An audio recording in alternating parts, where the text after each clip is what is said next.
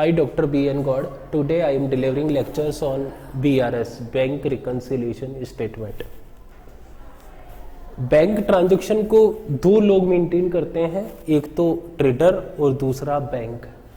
Trader bank के transaction को कहाँ रिकॉर्ड करता है? कैश बुक के बैंक कॉलम में। कैश बुक में 3 कॉलम होते हैं, कैश, बैंक और डिस्काउंट। तो ट्रेडर बैंक ट्रांजैक्शन को कहाँ रिकॉर्ड करेगा? कैश बुक के बैंक कॉलम में। सेम बैंक ट्रांजैक्शन को दूसरा कौन मेंटेन कर रहा है? बैंक। बैंक इसको कहाँ रिकॉर्ड करता है? पासबुक या बैंक स्टेटमेंट में।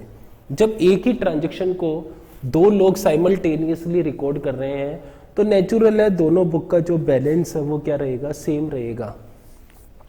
लेकिन कई बार क्या होता है, दोनों बुक का बैलेंस जो है वो क्या हो जाता है? मिसमैच हो जाता है।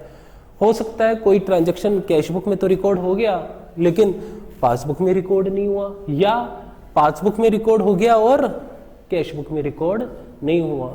तो यदि कोई ट्रांजैक्शन एक बुक में रिकॉर्ड हो गया और एक बुक में रिकॉर्ड नहीं हुआ तो वो डिफरेंस अराइज करेगा, उसको अपन बीआरएस में लेंगे। आपका कोई ट्रांजैक्शन दोनों बुक में रिकॉर्ड हो गया तो उसको बीआरएस में नहीं लेंगे। क्यों? क्योंकि वो ट्रांजैक्शन डिफरेंस अराइज नहीं कर रहा। आपका कोई बैंक ट्रांजैक्शन दोनों बुक्स में रिकॉर्ड नहीं हुआ तो उसको भी बीआरएस में नहीं लेंगे क्योंकि वो डिफरेंस अराइज नहीं कर रहा। लेकिन इसका ट्रीटमेंट होगा, कहाँ ट्रीटमेंट होगा? That is error of omission. तो आप उसको रेक्टिफिकेशन में कंसिडर करेंगे। केवल बीआरएस में एक ही तरीके का ट्रांजैक्शन आएगा, जो बैंक ट्रांजैक्शन एक बुक में रिकॉर्ड हो गया और दूसरे बुक में रिकॉर्ड नहीं हुआ। चाहे कैश बुक में रिकॉर्ड हो गया और पासबुक में रिकॉर्ड नहीं हुआ, या पासबुक में रिकॉर्ड हो गया और कैश बुक में रिकॉर्ड नहीं हुआ। तो ऐसे कौन से रीजन है जिसके कारण दोनों बुक का बैलेंस मिसमैच हो जाता है? तो उसके ये सारे कॉजेज हो सकते हैं। First, check issued but not present for payment. आपने किसी को चेक दिया तो जैसे ही आपने किसी को चेक दिया तो कैश बुक में तो आपने इसकी एंट्री कर दी, लेकिन पासबुक में आपकी एंट्री कब होगी? जब वो चेक प्रेजेंट होगा फॉर पेमेंट। इट मीन्स ये ट्रांजैक्शन कैश बुक में तो रिकॉर्ड हो गया और पासबुक में रिकॉर्ड नहीं हुआ। ऐसे ही आपके पास कोई चेक आया तो जैसे ही चेक आया तो आपने तो एंट्री पास कर दी। सपोज मोहन से चेक आया तो आपने एंट्री पास कर ली, bank account debit to Mohan, और कैश बुक में बैंक के बैलेंस को बढ़ा लिया। लेकिन चेक के आते ही आपका बैंक में पैसा नहीं बढ़ा। बैंक में पैसा कब बढ़ेगा? जब आप उस चेक को बैंक में डिपॉजिट कराएंगे और वो क्लियर हो जाएगा, तब जाकर के पासबुक में पैसा बढ़ेगा। मीनवाइल यदि अपन दोनों बुक का बैलेंस चेक करें तो कैश बुक का बैलेंस तो ज्यादा है और पासबुक का बैलेंस क्या है? कम है। तो ये ट्रांजैक्शन भी क्या हुआ? कैश बुक में तो रिकॉर्ड हो गया और पासबुक में रिकॉर्ड नहीं हुआ। ऐसा भी हो सकता है कि कोई ट्रांजैक्शन पासबुक में रिकॉर्ड हो गया और कैश बुक में रिकॉर्ड नहीं हुआ। जैसे मैंने आपको बताया, interest allowed by bank. Bank क्या करती है? अपने कस्टमर को मंथली, क्वार्टरली या हाफ ईयरली जो भी डिपॉजिट्स है उसके ऊपर इंटरेस्ट देती है। तो बैंक ने आपके अकाउंट के ऊपर कब इंटरेस्ट दिया?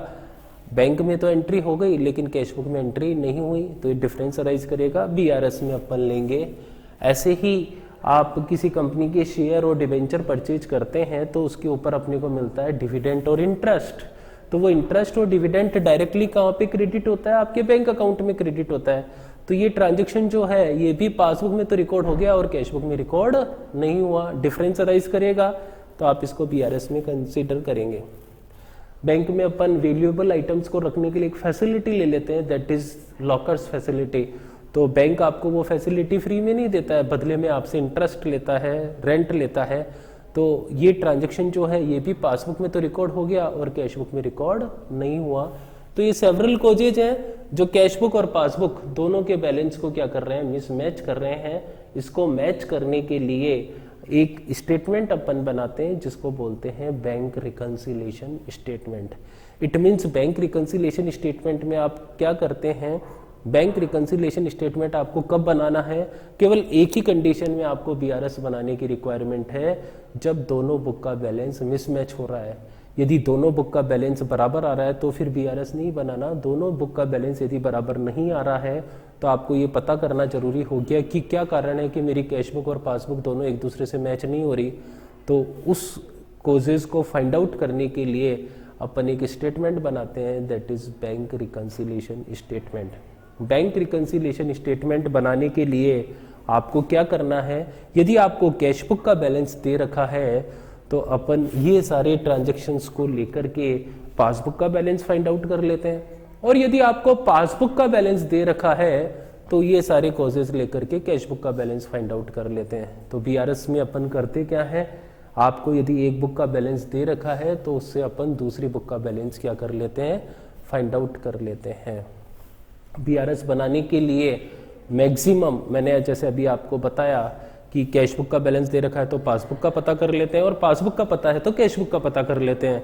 तो बीआरएस बनाने के लिए जो है मैक्सिमम 4 कंडीशन हो सकती है। कौन कौन सी हो सकती है 4 कंडीशन?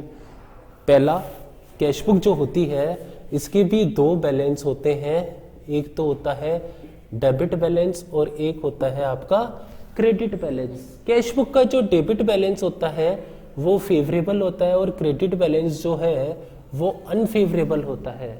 पासबुक के भी 2 बैलेंस होते हैं, पासबुक का डेबिट बैलेंस और क्रेडिट बैलेंस। पासबुक का डेबिट बैलेंस अनफेवरेबल होता है और क्रेडिट बैलेंस फेवरेबल होता है, पासबुक में अपोजिट होता है।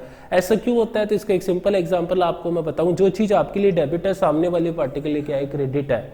सपोज टेनेंट ने लैंडलॉर्ड को रेंट पे करा तो टेनेंट तो एंट्री, टेनेंट के लिए एक्सपेंसेज है, टेनेंट तो एंट्री पास करेगा rent account debit to cash. लेकिन लैंडलॉर्ड के लिए वो इनकम हो गई तो वो उसको क्रेडिट करेगा, वो एंट्री पास करेगा cash account debit to rent. तो जो चीज आपके लिए डेबिट है सामने वाली पार्टी के लिए क्या है, क्रेडिट है। जो आपके लिए एसेट्स है सामने वाली पार्टीज के लिए क्या है, लाइबिलिटीज है। इसलिए कैश बुक का जो बैलेंस होता है जस्ट अपोजिट किसका होता है, पासबुक में। कैश बुक के डेबिट बैलेंस को आप फेवरेबल बोल रहे हैं तो पासबुक का जो डेबिट बैलेंस है वो अनफेवरेबल होता है। क्वेश्चन अराइज हुआ कि कैसे पता लगाया कि कैश बुक का डेबिट बैलेंस फेवरेबल होता है। तो आपको कैश बुक का फॉर्मेट पता है, कैश बुक किस तरीके से बनती है। कैश बुक जो है वो लेजर के फॉर्मेट में बनती है। ये आपकी सपोज कैश बुक है, बैंक कॉलम है कैश बुक का, कि आपने सपोज सेल करी, चेक के थ्रू आपने एंट्री पास कर दी cash account debit to cell.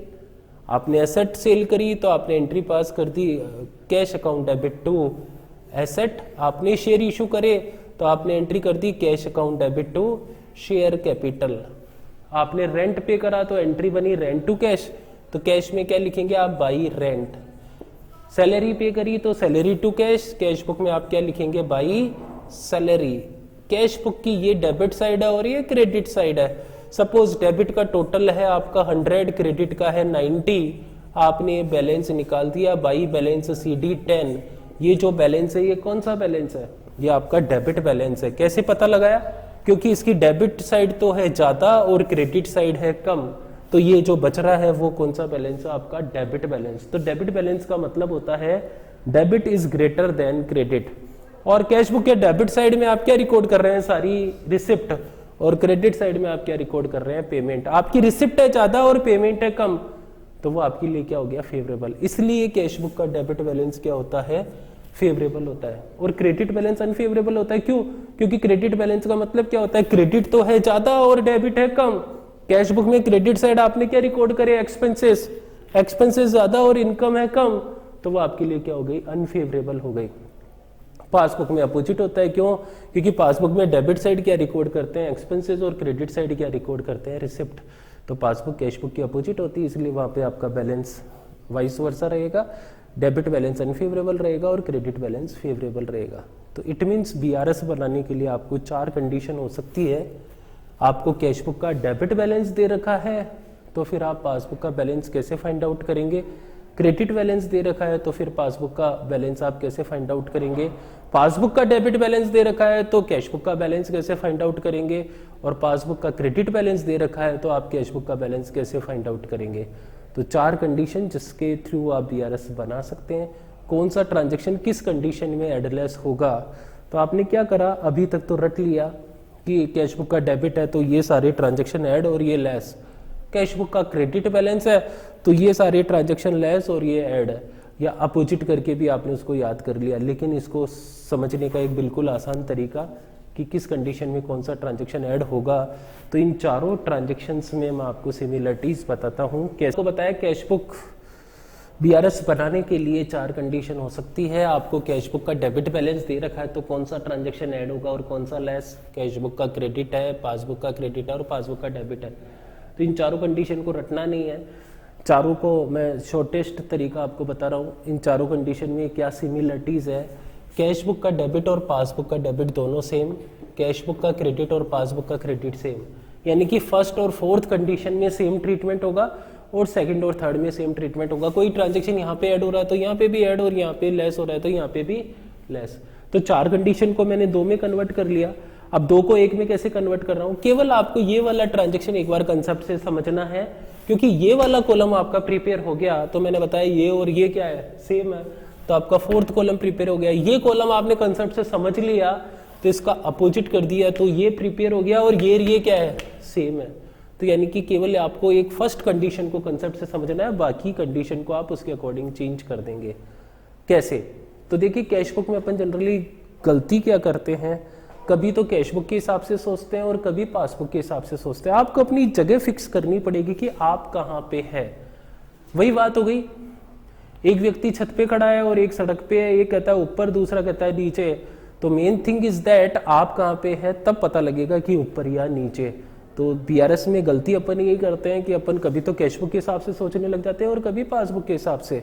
आपको अपनी जगह फिक्स करनी पड़ेगी। मैंने क्या करा, जगह फिक्स कर दी आपकी, ये कैश बुक है, आप यहाँ पे हैं, और अल्टीमेटली आप कैश बुक से स्टार्ट हो रहे हैं तो अल्टीमेट आपको डेस्टिनेशन क्या है, पासबुक, आपको पासबुक पे जाना है।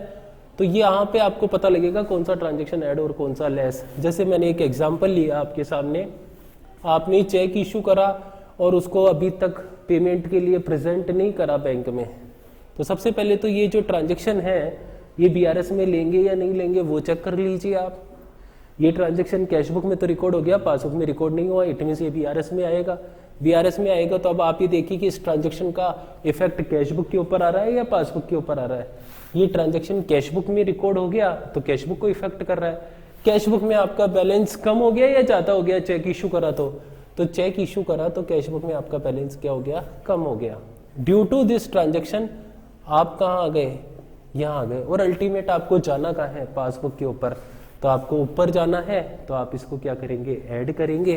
तो इस वाली कंडीशन में आपका ऐड, जैसे ही ये कंडीशन आपकी प्रिपेयर हो गई तो ये और ये क्या है, सेम।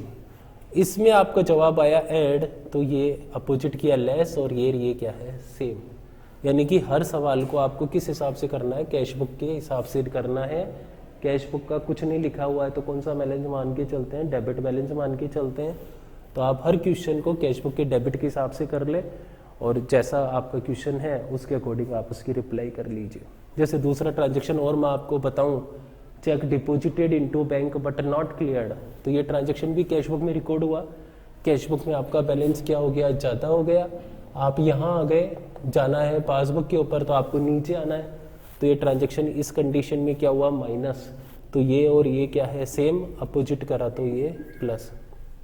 तो यहाँ से आपको क्लियर पता करना चल रहा है कि कौन सा ट्रांजेक्शन ऐड होना है और कौन सा लेस। आपको केवल क्वेश्चन में ऐसे दे दे कि balance as per cash book क्या मान के करें, आप उसको डेबिट बैलेंस मान के करें या क्रेडिट मान के करें, तो आपको कई लोग रट लेते हैं, बोले डेबिट मान के करो। तो आपको बात जो याद रखनी है दैट इज क्या, in absence of clear information always favourable balance is consider. It means in case of cash book आप डेबिट मान के करेंगे और इन केस ऑफ पासबुक आप उसको क्रेडिट मान करके करेंगे। Thank you. For more detail, please visit our website www.gurukpo.com.